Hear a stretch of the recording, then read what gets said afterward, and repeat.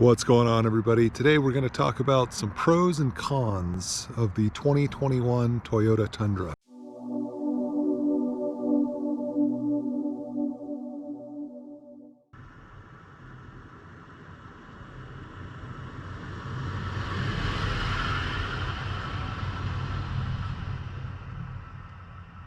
So first thing I'm going to do is I'm going to talk about some pros of the Toyota Tundra. And then I will talk about some cons of the Toyota Tundra. And this is all my opinion. Agree or disagree down below. I'd love to get some comments going and some conversation going around it. This is just my personal opinion on the pros and cons of the 2021 Toyota Tundra. All right, so this is a pro and a con of the Toyota Tundra. And this is the 5.7 liter V8 that they put in the Toyota Tundras. This engine has been tried and true for years now. They haven't made many adjustments, if any, to it. The pro is that it will go forever. So I will challenge you to go to anywhere that sells vehicles and look up the Toyota Tundras. Go back to 2010. I've heard from somebody that commented in one of my last videos that they've got a 2007 with a 5.7 liter V8. I don't know when they originally put these engines in, but I do know that they've been out there forever. Go back and look up these trucks from way back when they put these engines in, and you'll find them with 300,000, 400,000 miles, and they're still going strong. So that is something that I really like out of it. What I do not like is the fuel efficiency. So the best I've been able to get from this truck so far is 14.5 miles per gallon. I knew that getting into it, that it isn't great. It's actually one of the worst in class as far as fuel efficiency. But for me personally, with a truck, I want the V8. I cannot wrap my head around the V6s yet. I know that they're powerful. I know that they get much better fuel efficiency.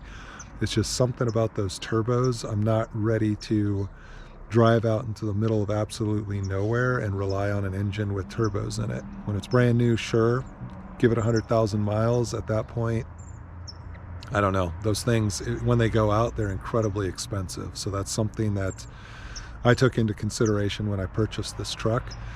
I also recently have been moved to remote employment, so I don't have to drive my vehicle nearly as much as I used to, and that was something that I took into consideration when I made the purchase. I really like the truck's power that it has. So it has a really good acceleration. It can get you out of those tight spots when you're getting on the highway and there's a semi-truck right there, or you just need to get out of the way really quickly. You have the ability to do that. Something that I have not tested yet is the four-wheel drive. Like I said in my last video, I haven't had an opportunity to get out and do much with it. And frankly, with the tires on this truck, it's not quite set up to do much in an off-road environment, but we're going to get it there pretty quickly. I love the room these trucks have. So they are humongous. In the back seat alone, I can easily fit back here, and I could actually fit back here better than I do in most cars. Now, keep in mind, I'm 6'10", and I'm about 340 pounds, and I got a ton of room in the back, and this front seat is all the way back. So that's impressive. There's hardly any cars that I can do this in. And the fact that it's in a pickup truck is amazing. And the fact that I have this much room in a back seat, it's more room than I have in most front seats of most vehicles that I get in. I mean, there's actually a gap there. So that's nice. Another thing that's really cool with the Tundra is I don't think there's another truck that does this, but check out the window behind me. So I think that's pretty cool. The entire back window rolls down. So one of the things that I like about this truck is this right here. this enormous 38-gallon gas tank. I really like the push button start that the truck has. I'm glad that they did that. I've owned a few cars now with the push button start. It's just kind of nice to not have to even take the keys out of your pocket to unlock, lock, or start your vehicle. So that's pretty cool. I like that. I like that they put 3 USB plugs down here and a cigarette lighter adapter. It's kind of nice to have all the charging capability right here on the front dash of the vehicle. I like the rumble that the truck has straight off the lot. It's really good. I want it to be a little bit better, so I'm probably going to go with aftermarket exhaust on that, but it's not a bad rumble. You can hear it here.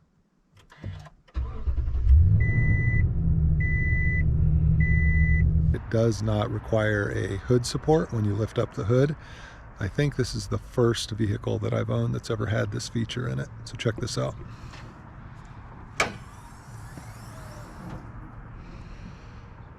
Pretty nice. I love the factory rubber mats that I got with this.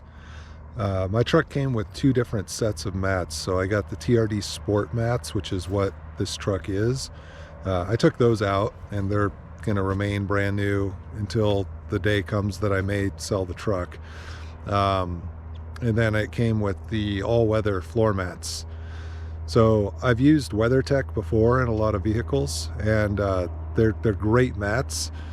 These are just as good as the WeatherTech, if not better. I honestly think they're probably better because they are factory fit, but you can see the whole back seat here has coverage all the way across, which is great when you got a couple of kids that like to get really dirty constantly. And then the front seats, I'll show you the front driver. It fits in here and covers everything, which is pretty nice, and it locks in, so you don't have to worry about the mat sliding around at all. So I really like the mats. They're a nice thick rubber material, and couldn't be happier with them. I really like how quiet the cab is when you're driving on the road. This thing is incredibly comfortable and incredibly quiet inside. It kind of feels like you're driving a Cadillac that's really beefy. I mean, a lot of those Cadillacs were boats, but just the ride quality and the sound deadening, dampening, it's really nice. Really like the LED headlights, and I do like that top hood scoop. I know a lot of people don't like that because it's not functional. It's 100% cosmetic, but I think it makes the truck have a nice aggressive look to it. I really like this honeycomb grille that it has. I think it looks a lot nicer than the big chrome grills that they've put on the trucks in the past. I like that the bumper is color matched. I think it's nice, makes it just all kind of go together nicely. And I really like these headlights because they are blacked out for the most part. So unless, I'll get the sun better here, unless the headlights are on, it just kind of looks like they're totally blacked out. I like that. I like that the truck has airbags all over the place on this thing. It has a pretty good safety rating. I don't think it's best in class, but it's got to be up there. And I do really like how high off the ground it sits. So this is without a lift, and I will be putting a little bit of a lift on it because I'm going to be taking this thing off-road and using it off-road quite a bit. But I do like that it's high up off the ground. There's no other cars here to really compare to show you, but yeah, it's a pro in my opinion. So again, I'd love to get your comments down below on what you think of the pros and the cons of the 2021 Tundra, or any Tundra for that matter. This is just my personal opinion on what I like and dislike about the truck. So now I'm going to get into some of the cons of the Toyota Tundra. All right, so you have this humongous back seat. The only issue that I have with the big back seat is there's no storage back here. So check this out. They put this giant back seat back here, back space. When you lift it up, there's nothing. There's absolutely no storage back here. This is one thing that I think the other manufacturers do a lot better as far as providing the storage. I know you can get a lot of aftermarket stuff for this, but the fact that they just didn't do it, I don't understand that, because there's a lot of potential back here. And if you've looked into that before, you can see that there's some pretty cool stuff you can put back here. I think I'm leaning towards the 3 locked compartments that you can put underneath the back seat. It does require you to cut into the fabric and the sound deadening, but my understanding is that it doesn't have much of an impact, if any, on the sound in the cab of the truck, and it gets you a ton of storage. So the manufacturer would have had to cut spots in there anyway, and it does look stock when you do it.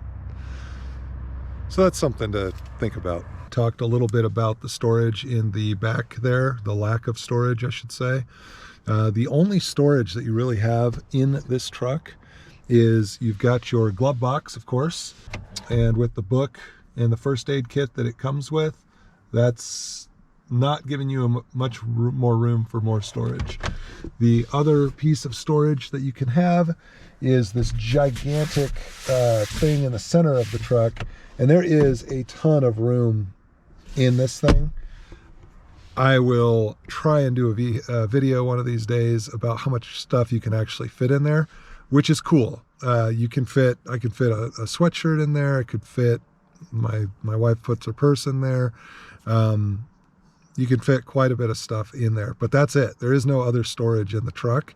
I think they could have done much better by putting stuff underneath the back seat. If I wanted to keep jumper cables or a remote start, or not a remote start, but a jump start kit, it would have been nice to have a place to store that stuff, maybe even tie downs, just things that you keep in a pickup truck. I don't have anywhere to put those things. Another thing on this particular truck that I don't care for is the humongous badging that they put on here.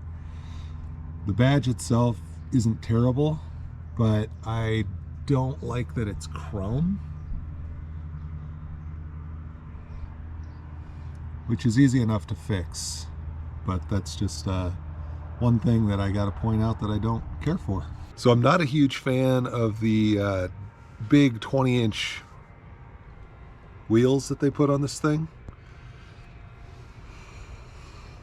Some people call them rims, wheels. This is going to be one of the things that I definitely want to change. I feel like these look kind of cheap, and I think they could have done a better job. The one good thing about them is they're easy to clean. You can clean them very, very quickly. Mine are filthy right now, but yeah.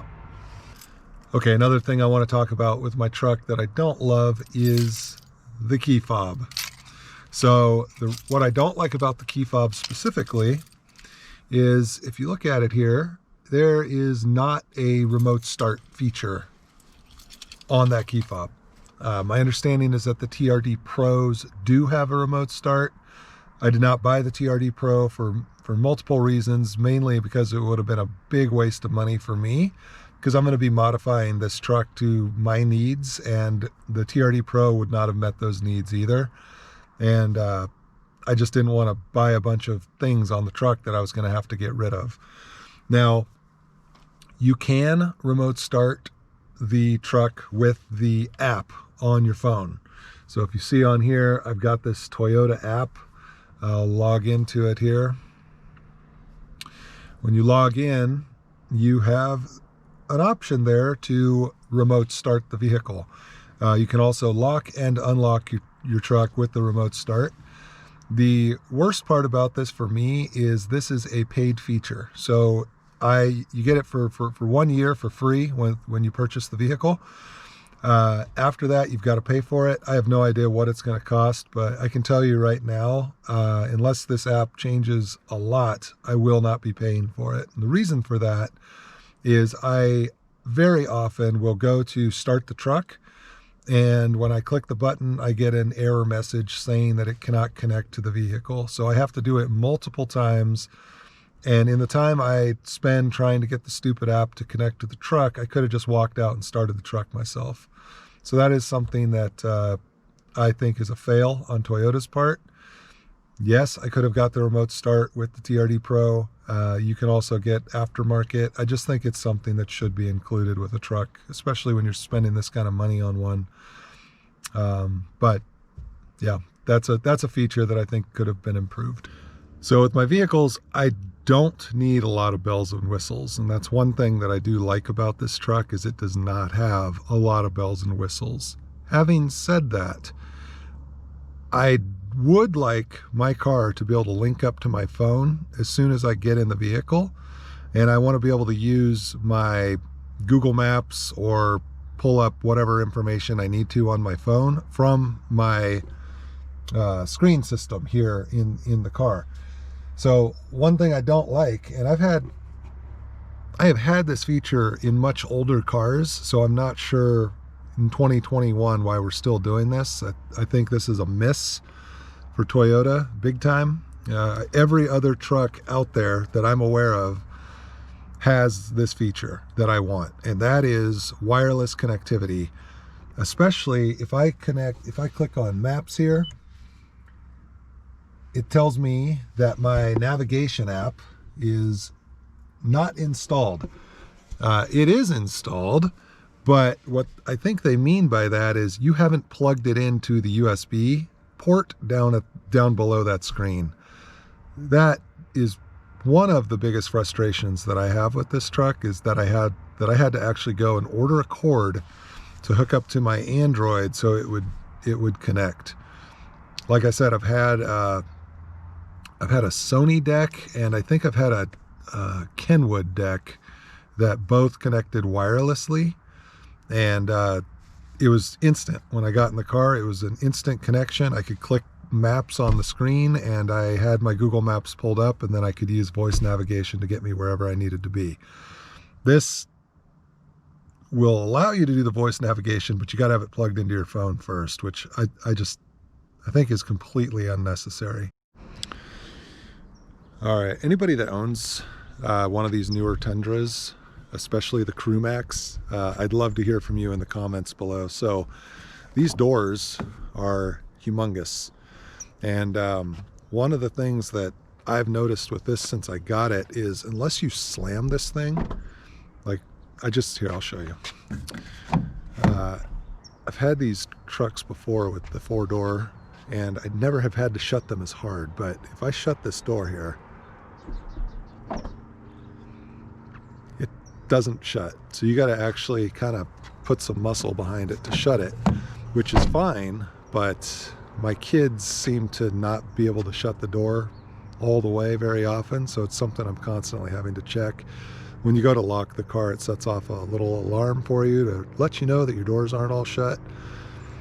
But I don't know what's going on with that. I'm going to see if that's just my truck or if that's standard across the board. And if you can comment below and let me know, that would be helpful, because I don't know what to compare it to.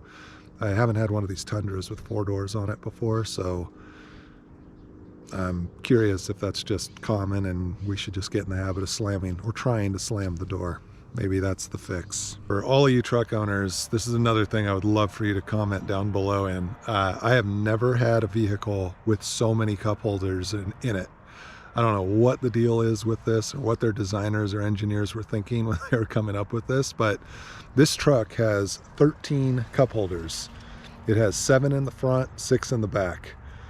I don't know why you need so many cup holders, and yeah, I would love to know if you own another truck, a newer truck, What kind of cup holders do you have in it? I don't really think of that as a pro or a con. I just think it's entertaining at best. I definitely don't think I'll ever be in a situation where I need 13 cup holders, especially considering you can only fit 5 people in this truck.